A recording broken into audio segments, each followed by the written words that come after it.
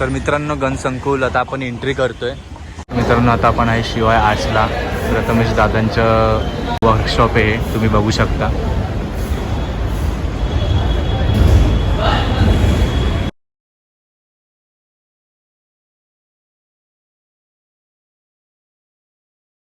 बनलेले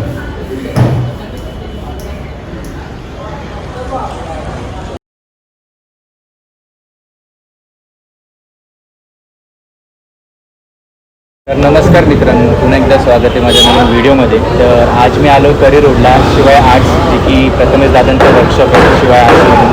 तर प्रथमेश दादा आपल्या संगती आहे. तर प्रथमेश दादा तुम्हाला सगळ्यात पहिला प्रश्न माझा हे की वर्कशॉपची स्टार्टिंग कशी झाली आणि तुम्ही या फील्डमध्ये कसे आले आणि किती वर्ष झाले वर्कशॉपला? नमस्कार, मी owner of the Shivai arts आणि मला ह्या फील्डमध्ये खरं तर खूप वर्ष झाली. एक 10-15 वर्ष ऑलरेडी झालेलीच आहेत आणि स्वतःचं स्टार्ट केलं त्याला 4 वर्ष झाली. मी त्याच्या आधी मी कोणावर तरी काम करतच होतो, पण खूप छान एक्सपिरियन्स होता माझा एवढ्या वर्षांचा. आणि स्वतःचं काम करताना जे काही गोष्टी अनुभवायला मिळतात प्रत्येक इयरला नवीन त्या खूप चॅलेंजिंग आहेत.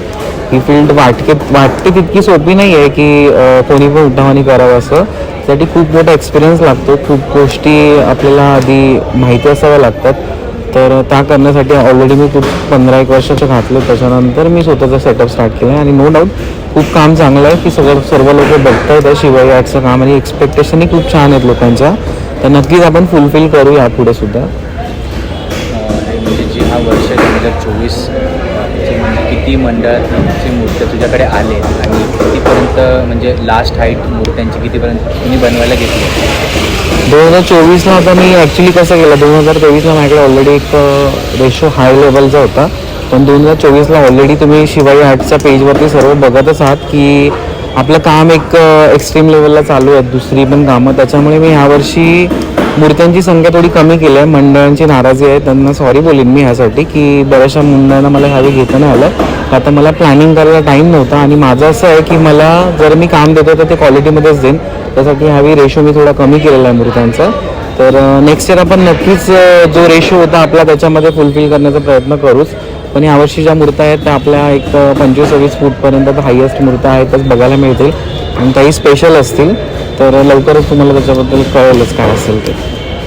तिसरा प्रश्न हा आहे माझा की जे पण नवीन म्हणजे जे या फील्डमध्ये ज्यांना यायचं आहे ॲज अ बिगिनर आहे तुझ्याकडून त्यांच्यासाठी काय ह्या फील्ड आहे सोपी आहे या कशी आहे, टफ जाणार आहेत की कसं काय?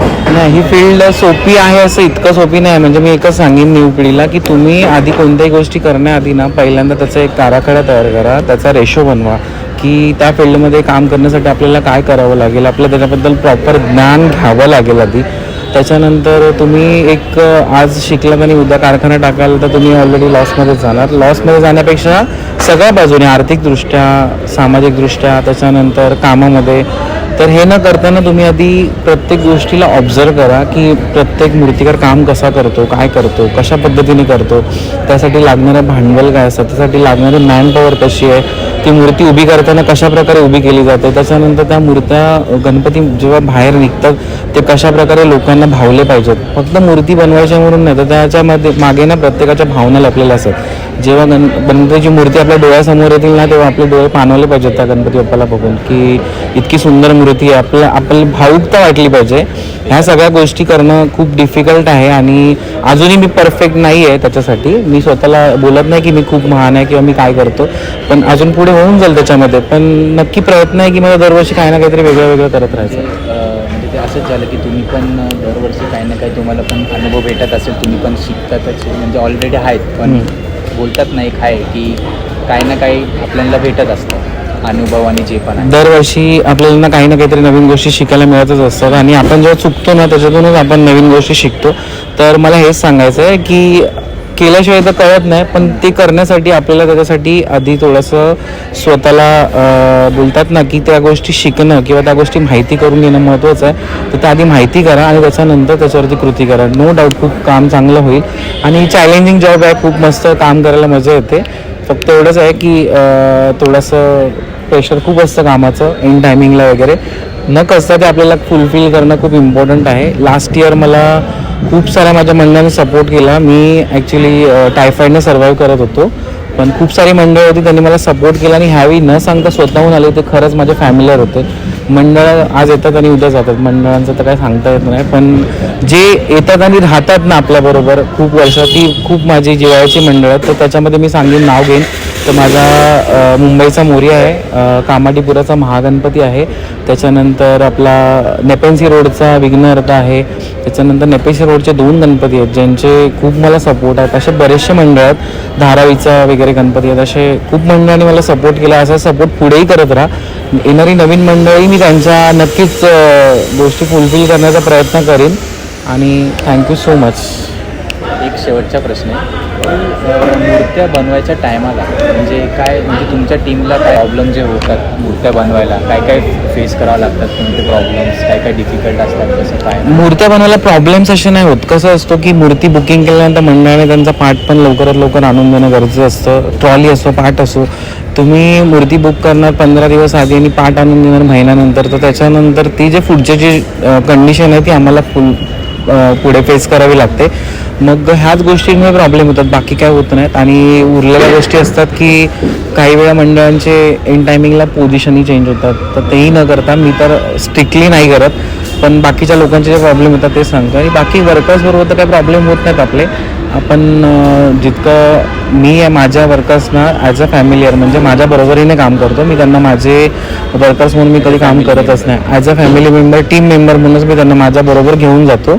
आणि इथून पुढेही कोणी जॉईन होणार असतील त्यांच्यासाठी पण तेच असेल. आणि असिस्टंट सांगा. हो, आणि क्लासेस आता काय सांगायचं, ऑलरेडी त्याच्यासाठी तर ऑलरेडी सगळं फेमसच आहेत. आपले क्लासेस खूप जोरात चालू आहेत आणि सगळ्यांना थँक्यू बोलीन की तुम्ही इतका सपोर्ट करता त्यासाठी. ड्रेपिंगचे क्लासेस आपले गणपतीचे पण आहेत आणि स्पेशली जे प्रोफेशनल आपले ब्युटिशियनचे चालू आहेत, म्हणजे ज्या गोष्टी एकदम बोलतात ना पार्लरसाठी किंवा ब्राईडसाठी यूज होतात, त्या गोष्टींसुद्धा खूप चांगल्या प्रमाणात चालू आहेत. आणि हे सगळं तुम्हा लोकांचं इतकं प्रेम आहे माझ्यावरती म्हणूनच मी करू इच्छितो. तर थँक्यू सो मच. आणि गणपती ड्रेपिंगसाठी नेक्स्ट इयरसाठी आपण लवकरच प्लॅन करू. यावर्षी खूप लिमिटेड क्लासेस झाले, तर नेक्स्ट इयरसाठी आधी प्लॅन करीन मी आणि आणखीन तुमच्यासाठी काहीतरी नवीन घेऊन येईन की तुम्हाला जेणेकरून शिकायला मिळेल. त्याच्यामध्ये कारखाना कसा करायचा आहे, कसं चालवायचं आहे, ह्या गोष्टीसुद्धा तुम्हाला एक मार्गदर्शन ठरेल. आणखीन आहे भरपूर गोष्टी आहेत प्लॅनिंगमध्ये. आपण नेक्स्ट इयरला ट्राय करू त्या करण्याच्या फुलफिल. ज्या मुलांना खूप साऱ्या गोष्टी शिकायच्या आहेत की कसे कारखाने चालवतात, कसं फेस करतात, तर तुमच्या त्या गोष्टी आपण नक्की फुलफिल करण्याचा प्रयत्न करू.